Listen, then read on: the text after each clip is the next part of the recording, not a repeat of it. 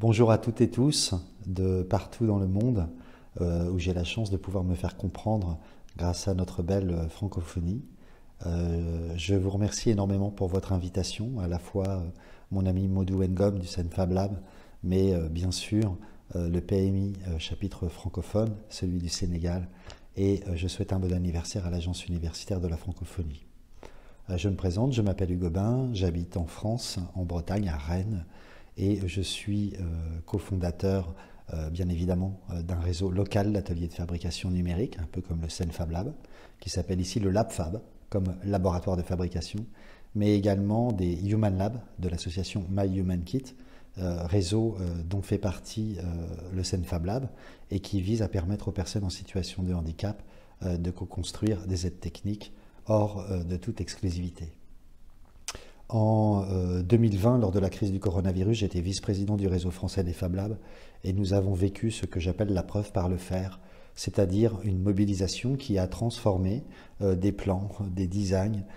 des modes d'emploi en objets de santé qui ont été refabriqués par tous les niveaux d'acteurs, dans tous les niveaux de complexité et de simplicité, adressant la vraie vie en carence énorme d'objets de soins pour le grand public et les soignants.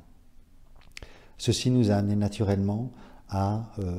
monter avec nos frères du réseau des Fab Labs francophones d'Afrique de l'Ouest, avec lesquels nous représentons environ 260 lieux de fabrication numérique, un nouveau projet qui s'appelle Maker Nord-Sud. Et ce projet, qui est actuellement en cours, a aujourd'hui débouché sur la fabrication distribuée d'un peu plus de 20 000 objets de santé. Mais ce qu'il nous a appris, c'est surtout qu'aujourd'hui et demain, le numérique doit outiller du sens, et non seulement du sens, mais un changement de jeu d'acteurs dans lequel les résultats de recherche, les plans, les designs et les méthodologies, les supports de cours doivent non plus adresser une élite ou des solvables, mais le plus grand nombre.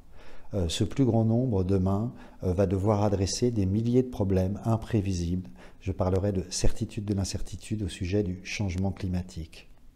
Le projet Maker Nord-Sud, qui adressait le coronavirus, adresse déjà la question de la santé au sens large, dans la prévention, l'hygiène, le traitement, le soin de longue durée et des expérimentations prévues avec des hôpitaux en France et au Bénin. Mais ce qui va nous occuper demain, ça va être la question des effets d'un changement climatique dont les conséquences atteignent déjà nos populations au nord comme au sud, avec des effets rebonds que nous ne pouvons prévoir sur des milliers de facettes de notre vie quotidienne. Les seniors et la chaleur, l'énergie, les ressources agricoles pour nous nourrir, la question même de l'accès aux ressources de base pour nos enfants. Toutes ces questions peuvent dresser les humains contre les autres ou être réglées par un marché d'une part en adressant les solvables et par les États d'autre part avec des solutions qui vous seront proposées, que vous appliquerez. Mais ces solutions, vous devrez attendre qu'elles soient disponibles. L'idée, c'est de tirer leçon de la crise du coronavirus pour s'unir en utilisant cet espéranto qu'est le français, pour que ceux qui pratiquent déjà ce que j'appelle les biens communs opérants, c'est-à-dire non pas des connaissances mises sur Internet pour des pairs qui ont déjà un niveau de savoir suffisant, mais des connaissances qui sont conçues pour permettre une mise en capacité des personnes dans l'apprentissage de méthodes qui leur permettent de prototyper et fabriquer réellement, localement, des solutions à des problèmes parfois imprévisibles. Nous l'appelons la forge d'adaptation Nord-Sud, et elle consiste dans le fait de s'appuyer sur des dizaines de prototypes conformes aux objectifs de développement durable qui vont être reconstruits par des gens actifs ou inactifs dans des territoires en s'appuyant sur la connaissance des Fab Labs pour la sortir des Fab Labs et en quelque sorte l'hybrider avec les populations pour mettre en réseau des territoires d'ingénieux. L'enjeu est tout bonnement de choisir entre la compétition, la coopération et entre un monde dans lequel il y aura peu de gagnants et beaucoup de perdants, ou entre un monde dans lequel nous pourrons en paix co-construire ensemble des alternatives nouvelles qui vont nous permettre de vivre et de survivre, notamment en dépassant les frontières et les exclusivités. Pour cela, un des nouveaux obstacles, c'est de se comprendre, et il est certain que le français est un espéranto qui peut nous permettre, du Canada jusqu'au sud de la planète, de propager à grande vitesse cette culture appliquée de ce que j'appelle les biens communs opérants et qui dépasse le seul partage en ligne par les données ouvertes et la recherche ouverte de connaissances réservées à telle ou telle niche. C'est dans l'espoir d'avoir votre soutien à tous sur ce projet de forge d'adaptation Nord-Sud